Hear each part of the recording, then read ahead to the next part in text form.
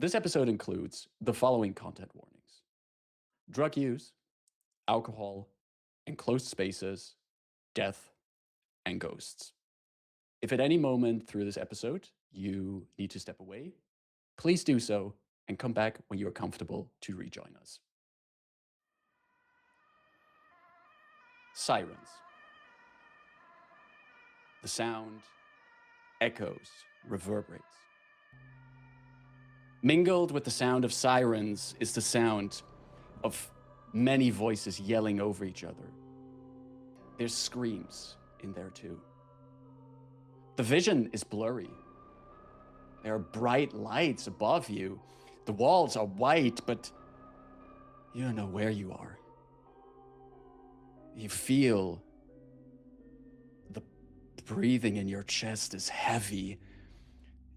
You need to actively force your lungs to move, and then there's still that noise, just all these people hurrying around you, and yet another voice as well in your head. In den Tiefen des Todes, die selbst unserem Blut fremd sind, erwartet uns Macht jenseits dessen, was uns in unserem unsterblichen Dasein geboten werden kann. You've been hearing that voice, but you don't know where it's coming from. Suddenly, there's a person next to you, speaking to you, asking you these questions, how you feel, if you have pain. And well, of course you have pain, everything hurts, but you still wonder where you are. And yet again, there's that voice again. Doch diese Macht verlangt einen Preis, den wir nie alleine zahlen. Ein einziger Bissen von der Frucht der Erkenntnis zahlen auch die, die nach uns kommen. You're being moved around. You're on a bed, a stretcher. You're going into another room. There's more people around you. Is that a TV that you hear in the background? It's mayhem. It's chaos here. There's more people now around you. Your breathing becomes even heavier. You feel dizzy, light in your head. And yet again, there is that voice. So seid gewarnt, Prinzen der Nacht. Es kommt der Tag, an dem das Flüstern unwiderstehlich wird und Weisheit von Gier ersetzt wird. Fürchtet diesen Tag und lasst diese Furcht das Erbe der Zukunft werden. Your vision goes dark. The voice is no longer there. You don't hear the sirens, you don't hear the screams. So much changed in just 3 hours on a Saturday night. 3 hours earlier. Deep bass music. The walls of this little cave here, just across the border on the Belgian side, are shaking.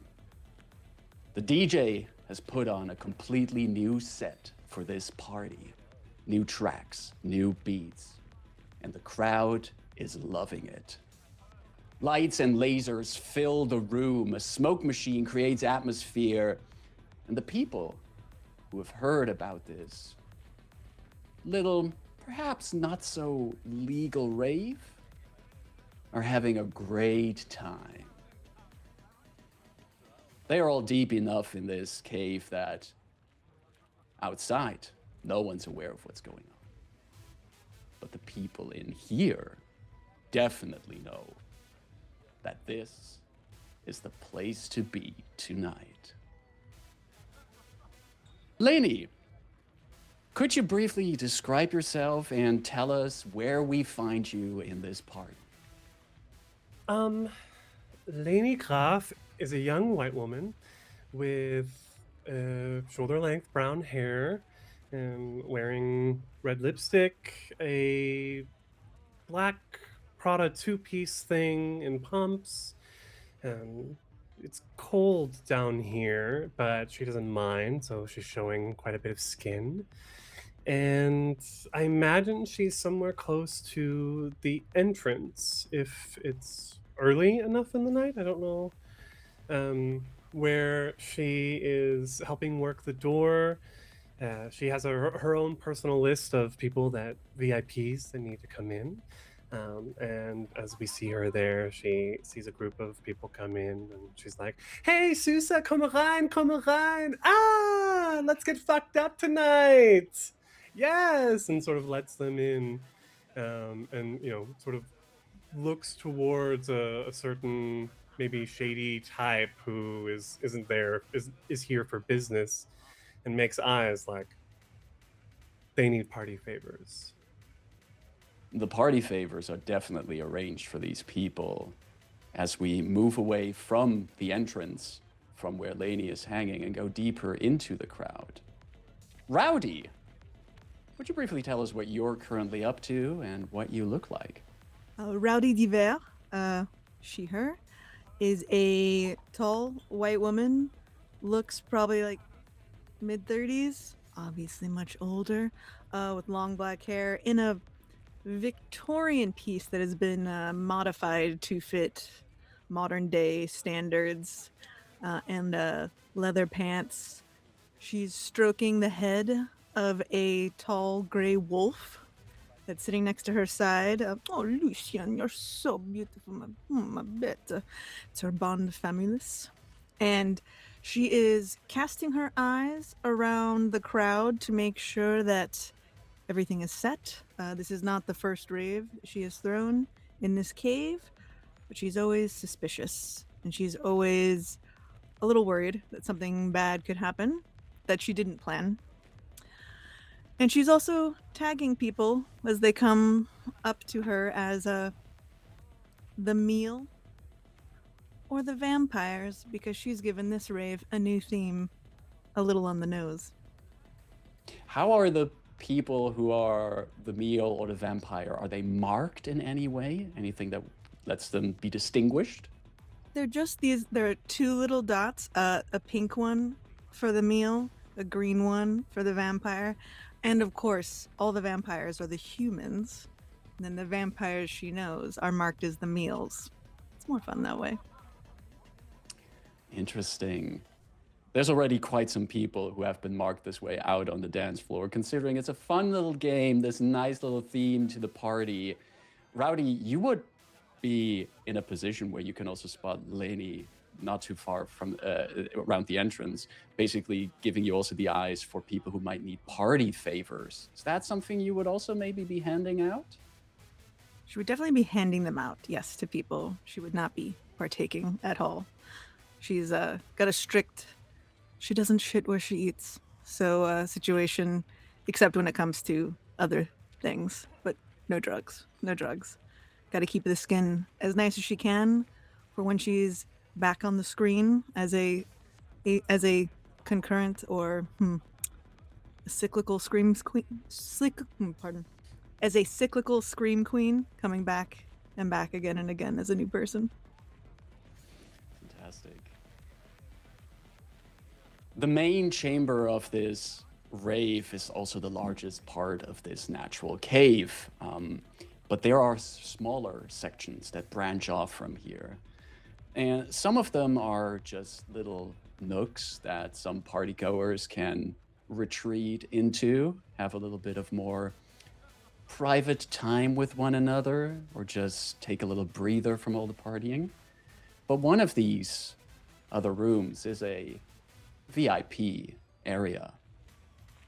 You already need an invitation to get into this party, but you need to pull some strings to get into this section. It's a little less crowded.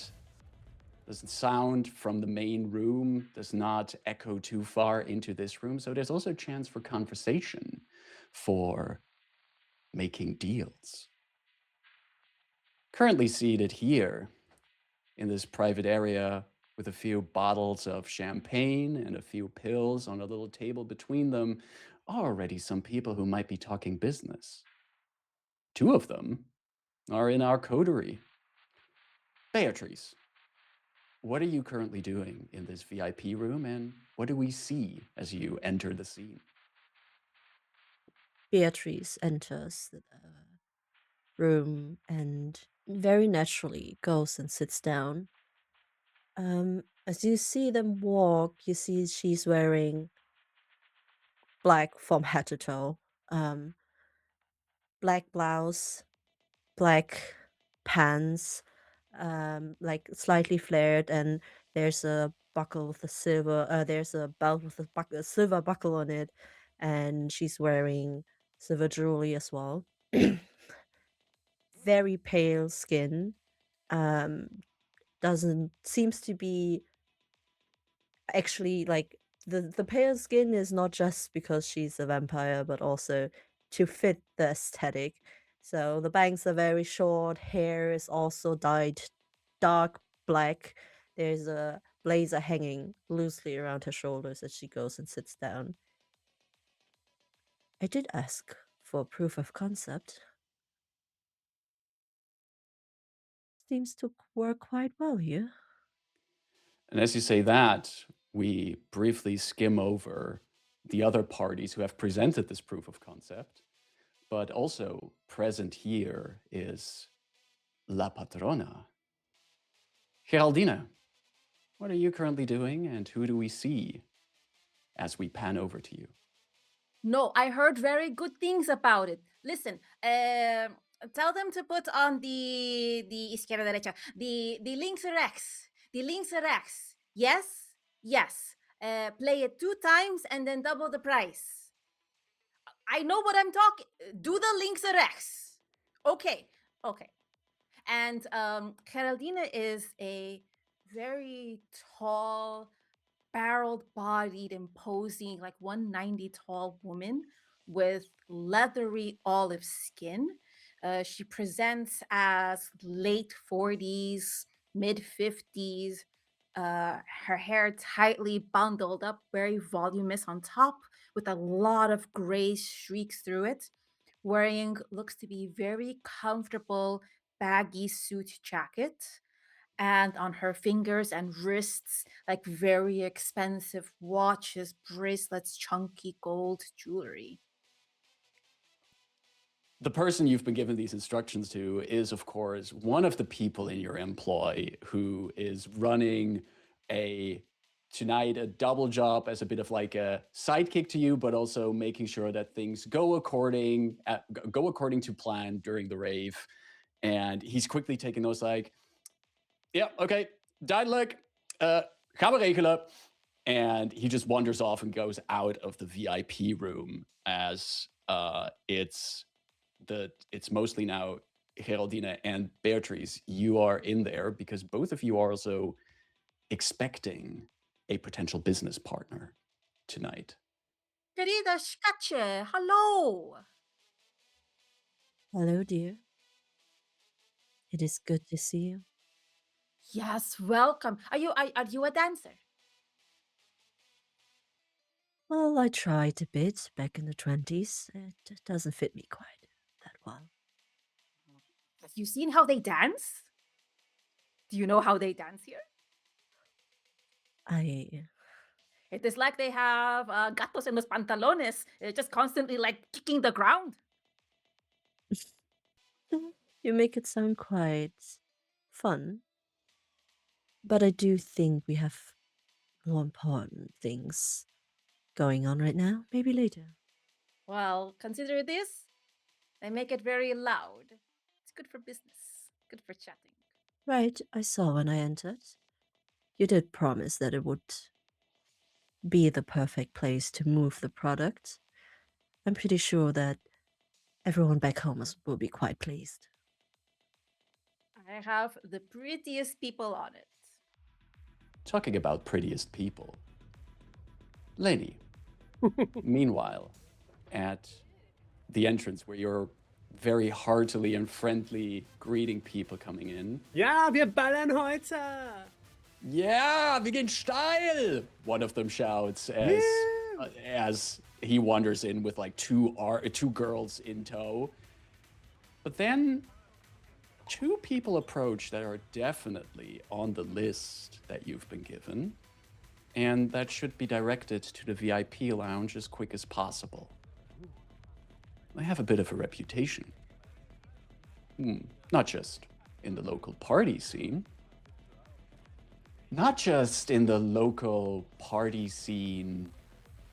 material providers, but also among the kindred of the city, of this region across the 3 cities. And it's interesting that one of them has such a reputation because she's a thin blood, one of the younger ones that have their kindred blood so far diluted that they can even walk in the sun. They do not deal with all these struggles that you and your kindred are dealing with. But they are said to be weaker, different. And this one has learned how to use this different hand that she's been dealt.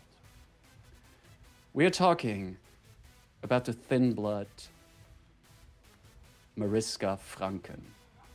As she enters, she is wearing her fur-lined coat, and it's not one of the fancy, expensive ones. It's the kind that many people would buy at a H&M or a Primark. It's made to look decent, but you know where she got that. Tight jeans with high heels, and her blonde hair is all made up in this long ponytail that runs down her back. And hooked into one of her arms is her partner, her lover. Not a thin blood, but a kindred. A Hekata, one of the clan of the dead, who has come from somewhere in Belgium, you have heard, at some point, but who has been in business with Mariska for a while. Her name is Valérie Dubois. She is a little bit shorter than Mariska, and she has this fiery red hair and is tonight wearing a sequin-covered short black dress that leaves little to the imagination of her figure. And the two of them come together up to you, Leni. And Mariska looks at you and goes, "Oh, Leni, right?" Well, I'm glad you've heard of me. Leni Graf at your service, Frau Franken. I've heard of you. I've seen you at some of the other parties. You leave I do quite get the around. impression. Are you here today? Also, oh, you're working. You have to work today? Oh, I'm just helping out Rowdy, helping out my dear friend Rowdy. Well, it also helps my business to show my face around, you know. Yes. Show your face around. It's a very useful asset of yours. Actually, I'm growing bored of this conversation. You know if Geraldine is already in. Let me escort you this way. And she just sort of Please. turns with a hair flip and begins moving past, leaving the entrance.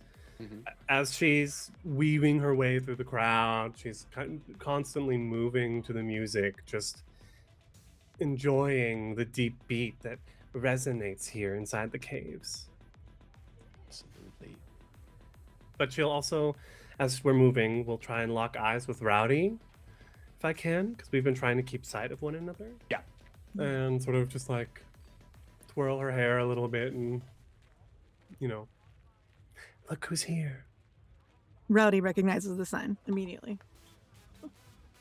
And she descends from her throne in one of the small grottos with Lucian, one step at a dramatic time. I imagine that we sort of meet coming from different sides at the entrance to the VIP lounge. Bonsoir, les meufs. Hello, ladies. Frau Franken, Frau Dubois, have you met Rowdy, the Gastgeber, the hostess of the evening? Rowdy de Vere, says Mariska. Isn't that right? Yes, enchanté. Yes, please. Keep your dog leashed while we're around here. I'm not a big fan of dogs. Careful, he is a local. Oh, I bet he is. And you see Mariska, while Mariska is like just flinging daggers here, Valerie's just standing there and is just taking everything in, just observing. She's been keeping quiet, and you don't know that much about Valerie yet. She hasn't been here in this region for too long, but this really fits like what you do know of her so far. A very like quiet observer who seems very knowledgeable in her craft, and her craft being that what many of the Hikata do, dealing with the dead. She will turn to Valerie to give her full attention, almost shouldering Mariska out of the way. Not fully. She's not too rude, but Madame Dubois, have you gotten to partake in the delights of the night yet? As you say delights, she looks back towards the main cavern and then looks back at you, and then looks back at you. I have not. Rowdy has taken a green painted finger and just tapped slightly on the shoulder. Well, look for anyone with the pink dots, and they're a meal for you. They may pretend you're the meal. It's a little bit of a game. Un petit jeu. Valerie doesn't even smile or smirk at that, just looks at you and then turns towards Mariska and Leni. I think there's business that should be done first. Right this way, please. And Leni will lead them into the VIP lounge and up to La Patrona and Beatrice and say, ladies, our guests have arrived. Mariska looks at Geraldine and Beatrice. La Patrona, I'm happy we can finally meet. We are working in such similar businesses. I'm happy I could finally find a spot in your filled calendar to have a face-to-face conversation. And Geraldine, what you do know about Mariska, this is something that you've been maybe keeping track of for a while now. From what you know, Mariska, even before she became a Thin Blood, had quite the operation within the illegal drugs business in this area. Not so specifically like Maastricht, Belgian area, but a little bit more north in some of the cities there. And ever since she's become a Thin Blood, turned by a sire who is nowhere to be found, she seems to have been using what is called Thin Blood alchemy to experiment with the creation of drugs, create new things, new flavors, new variations of what can be sold. And what she has been making has been selling well. Jullie zijn hartelijk welkom hier. And yes, if we don't change, adapt, and learn new things, then we cannot grow. So come. And Geraldine pats like the ample couch next to her. And I assume that I know Valerie and Valerie knows of me. You can assume that. I think especially with a clan like the Hikata, who like to keep in touch with each other, the two of you know each other. Yeah.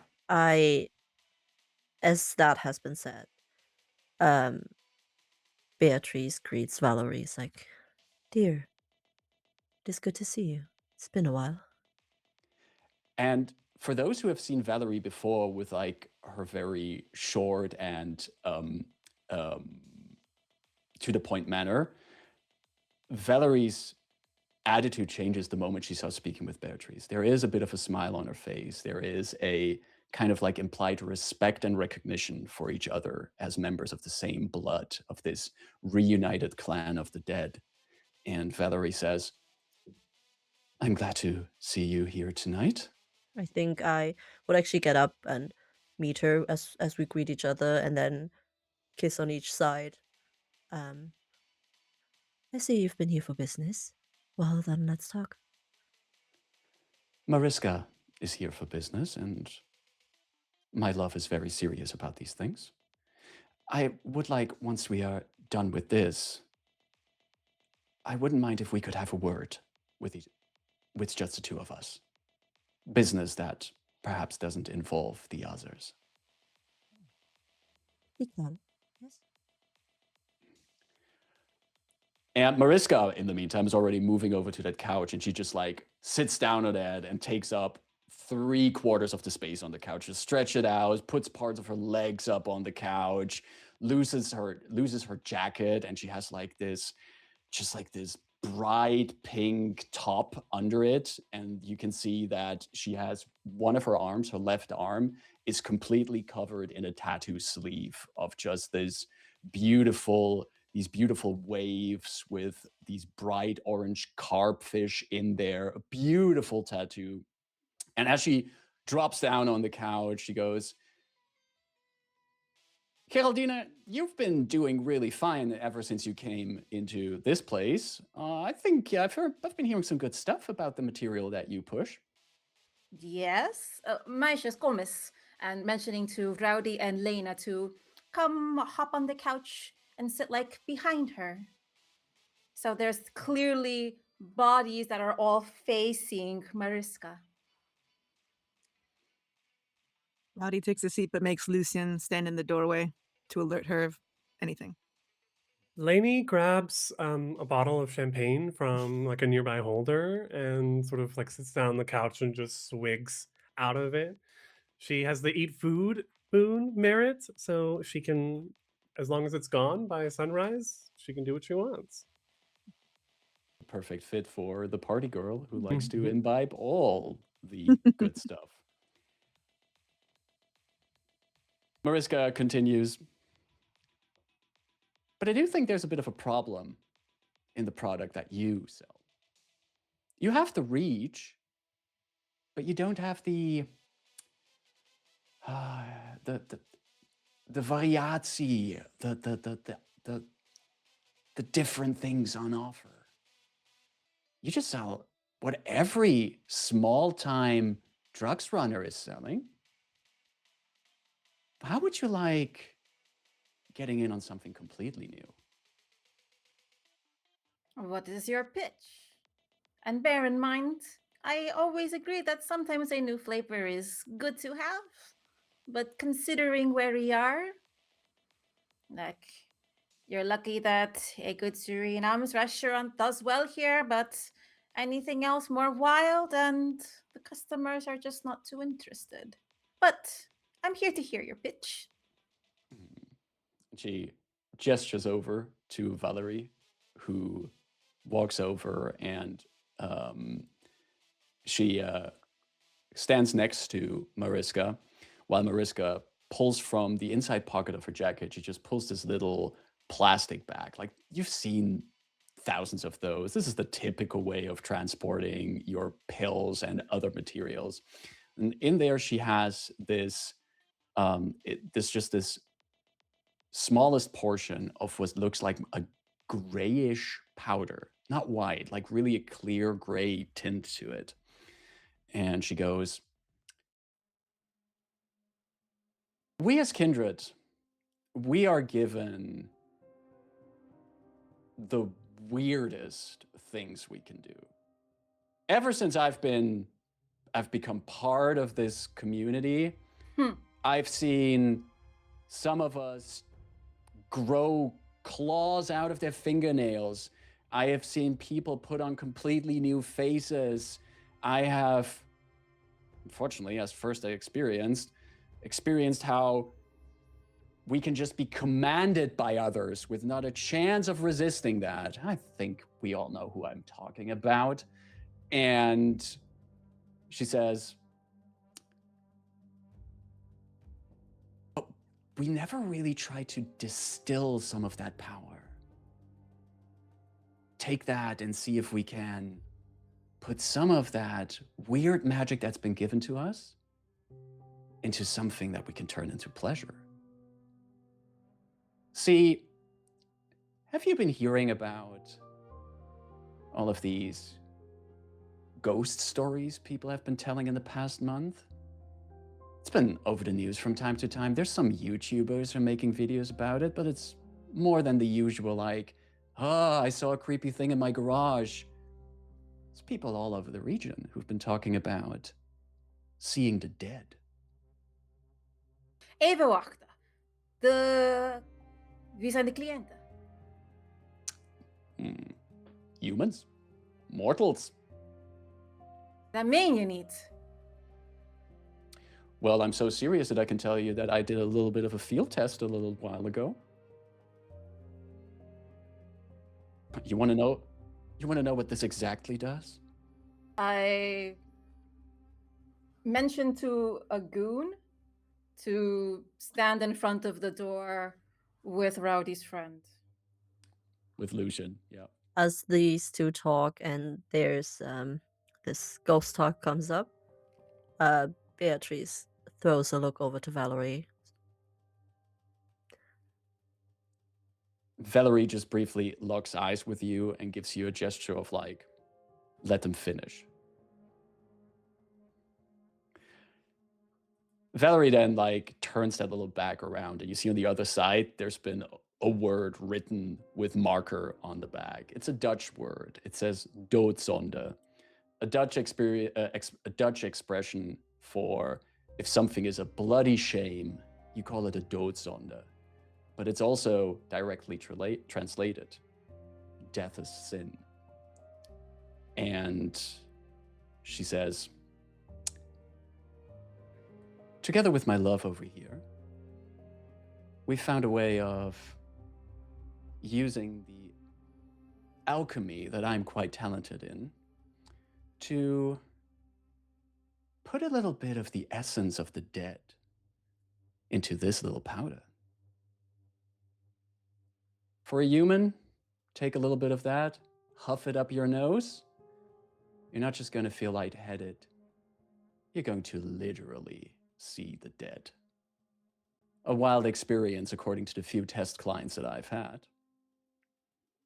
For us kindred, a very, very nice way to just experience more of this beautiful world that we've been given. This world is like this room. Exclusive, special, misunderstood, and meant to be protected. Because if everyone were in this room, it would be rather uncomfortable. We'd run out of things to eat. We wouldn't be special anymore. I sell these for 10 times the price of my usual stock. Honestly, I don't know. 10 times. And they sell. Presentation is lacking. Where have you sold? Don't worry. Oh, no, I don't go that far. We're down here. But don't worry, I haven't been selling in any of the 3 city domains. I'm way too scared of those princes. Pourquoi je m'écoutais pourquoi encore? Why am I hearing a yet in here, in that sentence? Huh? Well, that's where my business proposal comes in. I have the material. I just need the scale. And the scale, and Mariska points over at Geraldine, is owned by La Patrona. Your infrastructure being used to manifest doodzonde, to manufacture it, spread it, sell it, really get a good hold on this industry. I'm fairly new to the nightlife, as it were, but isn't there something called the Masquerade that this would be threatening? Well, see, the thing is, the nice thing about drugs is that mortals hallucinate all kinds of things when they consume this.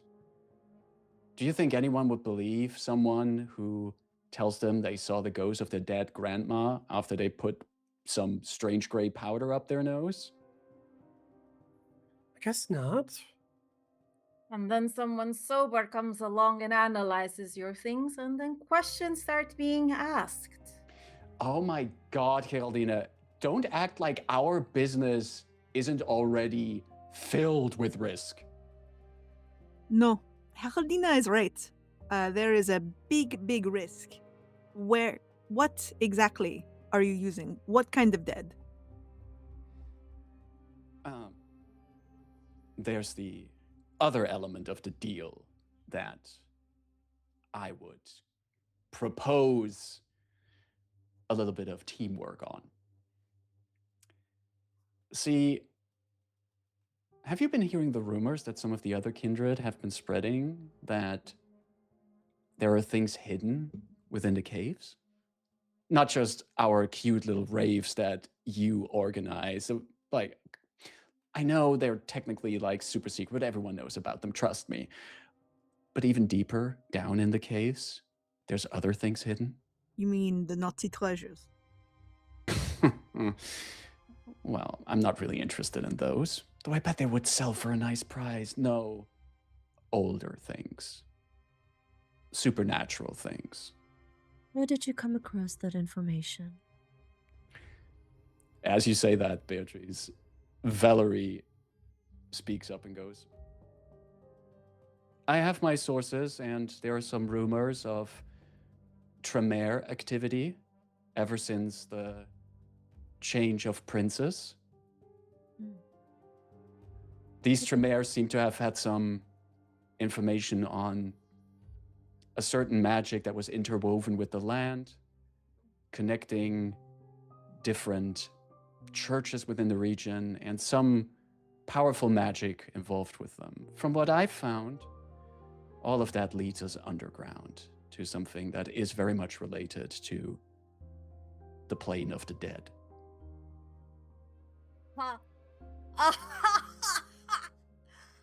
Estos pinches cabrones ni tuvieron la idea original.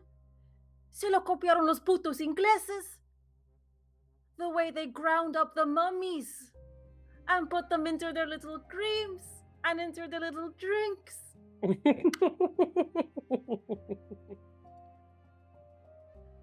I can guarantee you we did not use any mummies for this, but we do need actual... Valerie, how did you describe it? And Valerie goes, ectoplasmic presence, remnants of ghostly appearances. And Valerie continues, I believe that deeper, not just deeper in some of the caves, I believe that deeper within the caves in the region, there are passages into what my clan calls the Shadowlands, the worlds of the dead.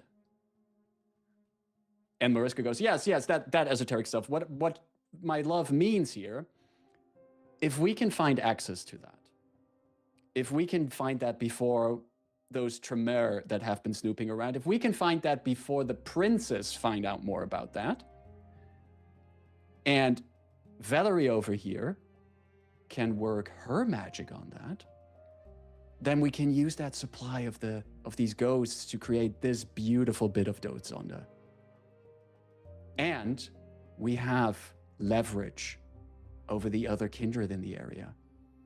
Storyteller, does Geraldine know what domains Mariska, or under what authority, what princes Mariska and Valerie operate? Absolutely. So we're going a little bit beyond the 3 cities with Mariska, just a little bit further, just a little bit more to the east, but still a lot closer to the German border. In the Netherlands, you have a region known as the Parkstad, which is an agglomeration of cities like Heerlen and Landgraf, which used to be heavily industrialized cities, but that those also, once the mining industry disappeared out of the region in the 70s and the 80s, they have been a region of the Netherlands that has been struggling with poverty and other inequality. And that domain isn't even, for vampires, isn't really a fixed domain at this point. It's kind of like a bit of neutral ground between Aachen and Maastricht. And it's currently kind of like an area that isn't properly supervised by the princes. But still, it's an area that is close enough to both the domains of Aachen and Maastricht that if anything bad happens there, those princes are going to get involved to clean it up. Thus, leads into my next question, power dynamics wise. Geraldine, I think, would be a recent invitee to Grietje de Graaf's the Maastricht court, or at least working within that influence. Therefore, looking at the chess pieces here, Grietje has more pieces on her side. Definitely more pieces, but what Mariska is also saying that she is basically also next to the fact of working together in a drug cartel with you, offering to find ways of capitalizing on a more supernatural bit of power that currently no one isn't really clear about yet, which could be a powerful position to have. Exactly, a powerful and dangerous position to have. Above the table, Geraldine means to get rid of the competition right here. I think Beatrice, as someone who just recently moved to this 3-city area, would, on the note of a Tremere, say, I was of the opinion there was only one Tremere in this area left. Is that Valerie says- information incorrect? Valerie says,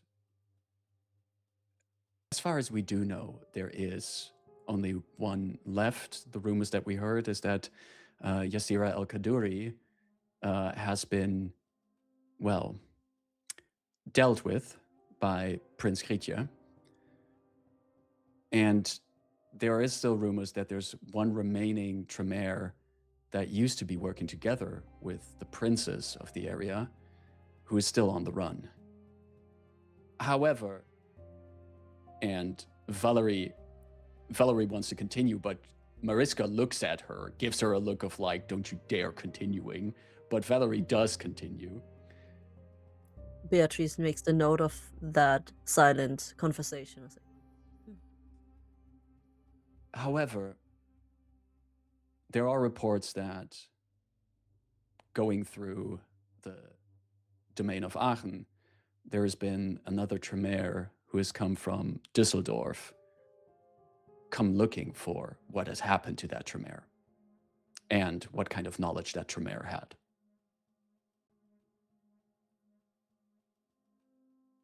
This has been a very, very long elevator ride. Is there anything else you wish to share? Well, not so much that I have to share, Mariska says, and maybe we already shared plenty, she says while she like glances at Valerie.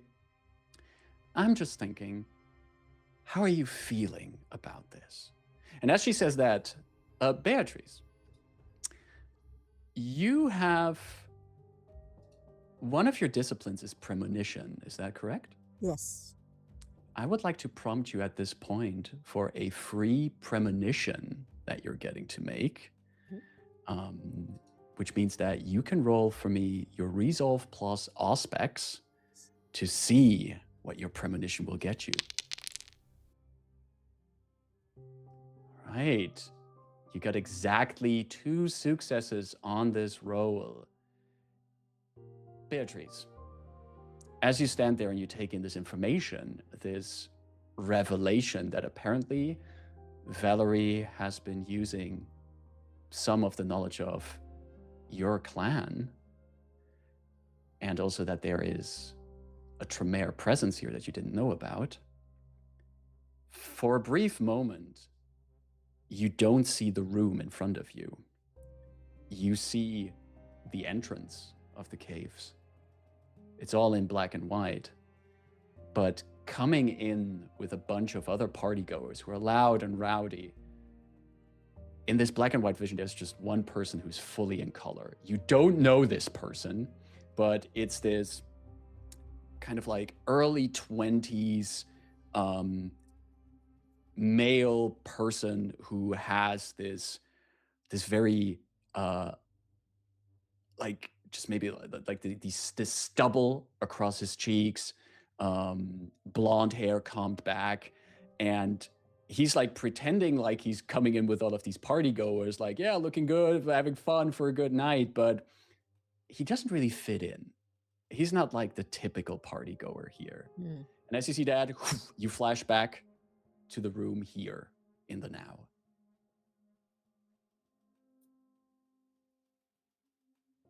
Valerie, love, a word? Valerie excuses herself and walks over to you and follows you wherever you want to take her. I think we're gonna go and see. I think I've been shown the cave and rooms or places to go to if you want to have a conversation in private. What is this? I was told I was sent here to do business, to make money. Of course, I didn't know that things happened and that death is necessary for rebirth, and I wonder if what our dear princess prevented was true rebirth or just another false death. But I was told that is not something I should concern myself while I'm here, so why are you here? I was originally also been sent here to make sure that we secure funds for the family. And while I was here, I will not lie, I've fallen for the charms of Mariska. The child. And the charms, her, well, maybe it's just me, but it is of no matter. However, if it is true that there are Tremere in this area who know something about what is in these caves, and it is Did you truly bring linked. Did I bring it? Did you bring that to me here? Why? And she seems a little taken aback by that question. And she says, I did invite him, yes.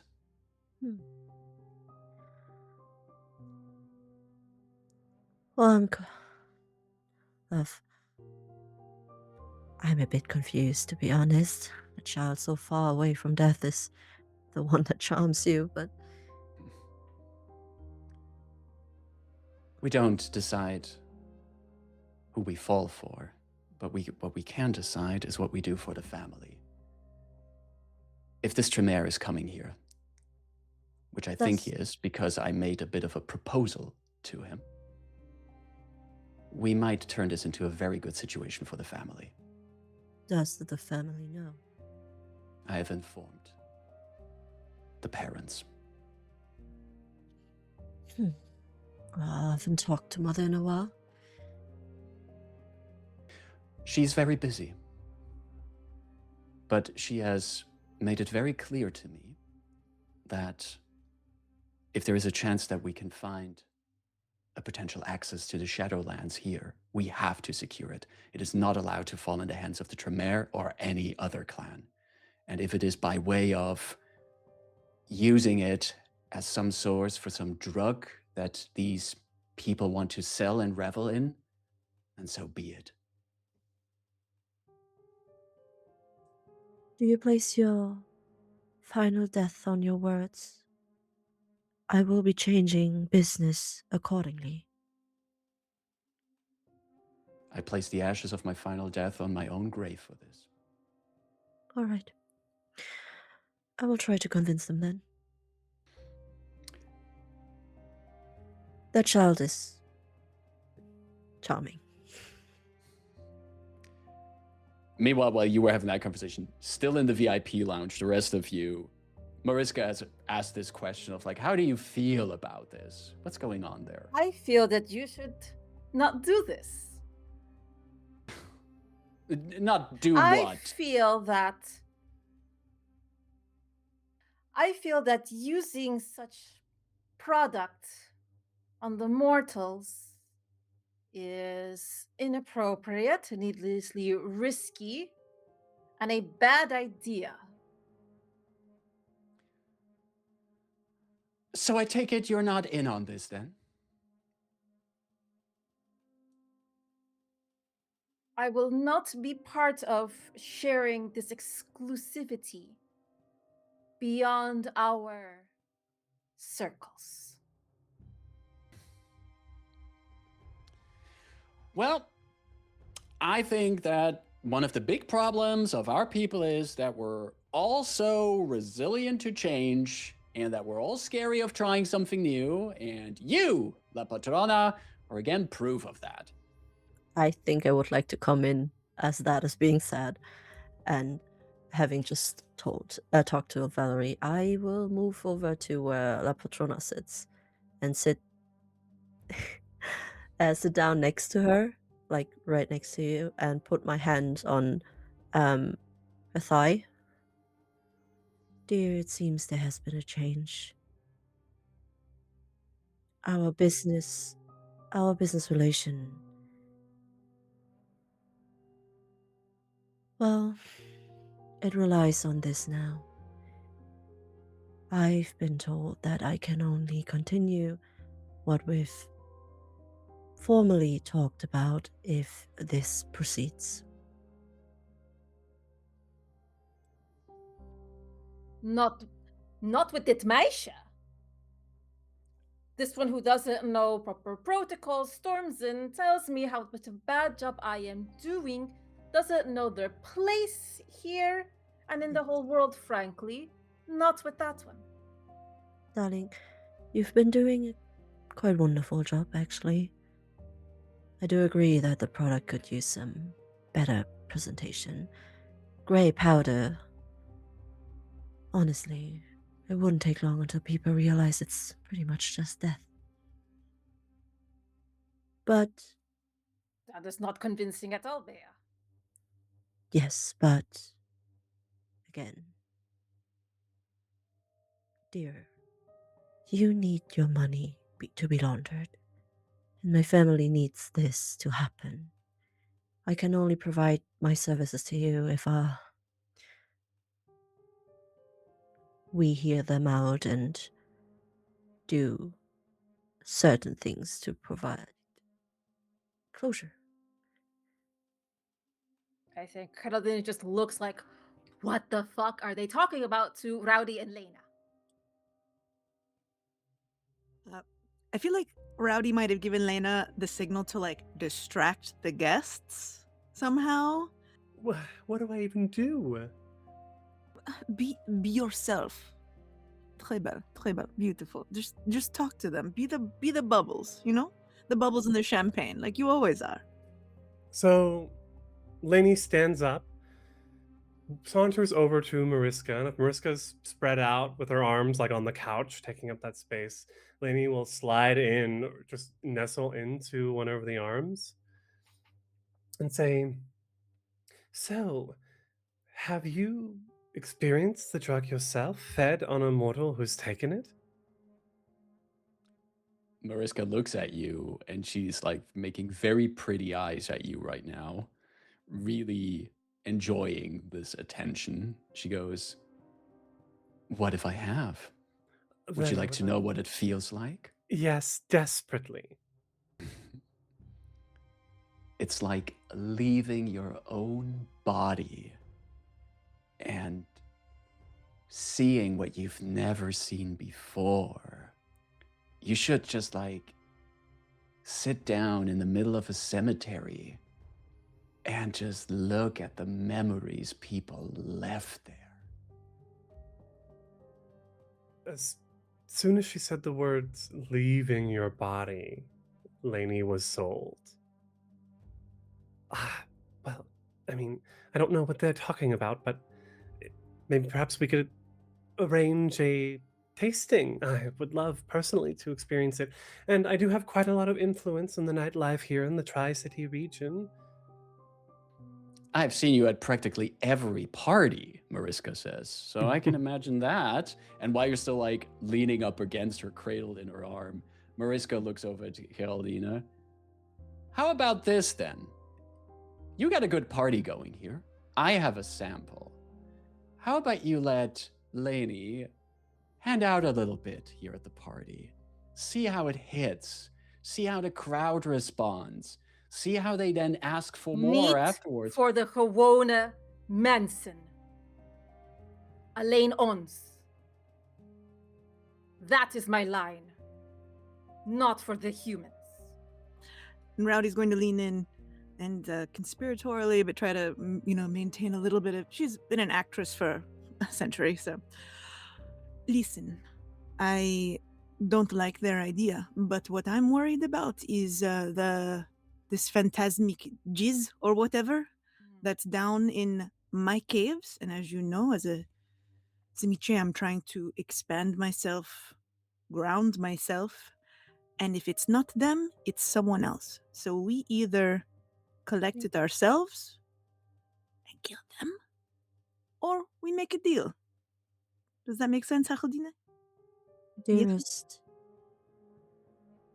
tread lightly with threatening to kill one of mine. But yes, it will be someone else if it isn't us, and that someone else is already in your house. And I say that to Geraldine. We keep it within our circles. So what And do we do? we keep it in our circles, and we ensure that those that need the proper credit will be credited. Maybe if we can get Mariska to take some in front of us, we could take care of one problem and leave the other one alone. Misschien wel. Maybe. While I have them this close to me and we're having this conversation, I'm gonna look at Rowdy and say, love, please send one of your... Well, what do you call them? Minions? Hmm? Minions. Send one of them after a young man. And I let the describe how the person looked like that I saw in my vision. Keep an eye on him. He wasn't invited by you, at least not. But he's here? Most likely. Okay. She'll do a little snap of the fingers, and her big, hairy gray wolf with lipochrome eyes like little golden coins comes up to her, and she whispers and then confers with Beatrice for a second and then whispers more and then sends him off. Wat een echt mooie beest. What a beautiful thing that is. Wait. He's mon rêve, my dream. I love him. And I will also make sure that what is in your domain is respected too, as long as we keep it within house. Your business is yours to run, Geraldine. I do not care who takes it in the end. The money flows. If you want to take them up, one-up them, maybe this, at the end of it all, pleases even your prince if you are the first to discover it before the Tremere. I believe Chrifu has business with them. Anyways. I love my prince, but I do not need more people constantly looking over their shoulders like her. Lucian, the wolf, the beautiful wolf, stalks out of the room and into the partygoers. Many of them are already at a point where they don't even realize that there's a large dog, let alone an actual wolf, walking in this party, looking for a man that fits the description that Beatrice has given. Lucian sniffs, searches, those golden discs in his eyes, searching through the room. And then at the far end, towards a tunnel that has clearly been marked as off limits because even the organizers of this party don't really know the full scope of all these tunnels, and you don't want random partygoers to just go off into the deeper tunnels. Lucian spots a man that fits the description who is about to go down those tunnels. and he briefly follows. I have an idea. Both of you take it. Now. Mariska smirks. I usually have a rule of never getting high on my own supply, but if that means that we get closer to a business deal, I'm willing to give it a go. Aye, let's do it. And Mariska gets up, gently pushes Leni a little bit away so she can get up, and she opens the bag and she just gently puts the powder on the table, arranges it in a little bit of a line, and then just as she makes two little lines, and she immediately like takes one of those in for herself, just blowing it into the nose, really deep inhale, and then looks at Leni. Your go. No hesitation. Leni just like leans over and then. Oh. Leni. Mariska looks at you. And you see how her eyes just start glazing over. How she's sitting there, she has this wide smile on her face. And she goes, yeah. Dat gaan we dan. As she's taking in all of that. Leni, you also start feeling something. The world around you loses color. And it is truly as if you're now looking at yourself. You see yourself sitting on the couch. You see Mariska right next to you. You look around, you see these other people, and they all have a glow around them. There's just this aura of rainbow colors around the people. And then the spirit of yours turns around, and you just look death itself in the face. There is just this figure right in front of you, gaunt, the face sunken in, no teeth, no eyes, just a pure skull with bits of skin draping off of it, staring at you, reaching out to you with claws that try to touch you, reach the ghost, and you spin around again. There's dozens of them in this room. Some of them start reaching out to La Patrona. Some of them reaching out to Rowdy. They are unaware. They don't know what's happening. They can't see this. You see this. You're the only one who sees this. What do you do, Leni? Leni screams, blood curdling, as she sees all of this, her hands to her face, and then she just vanishes. For all of you in the room, Leni disappears, but there's something else that also happens shortly after that scream.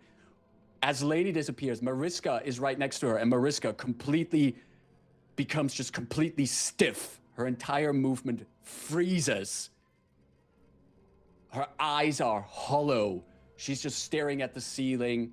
And then, shortly after the movement freezes, Mariska turns into dust. And that's where we end the first episode of our new 3-city revamp season. Hi there, I'm Markus, also known online as the Chindividual. When I'm not telling scary vampire stories with this amazing table, you can find me as the Chindividual on socials and on YouTube, where I create TTRPG videos, a lot of Pathfinder material in there as well. So if you want to check out that stuff, look up the Chindividual over on YouTube and on all the socials. And I'm tossing it over to Jen.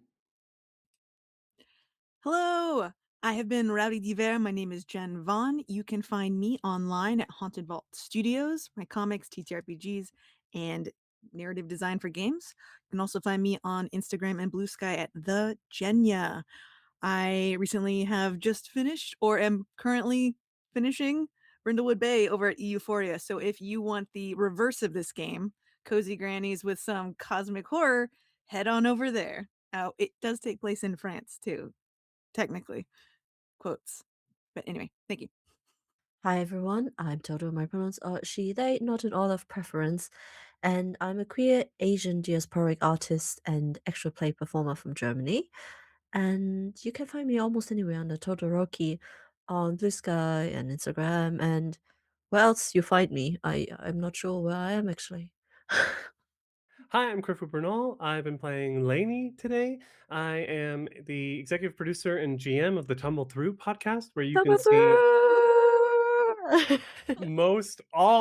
see all of these people in various one shots and in the main campaign, with episodes coming out on all podcast platforms every Tuesday.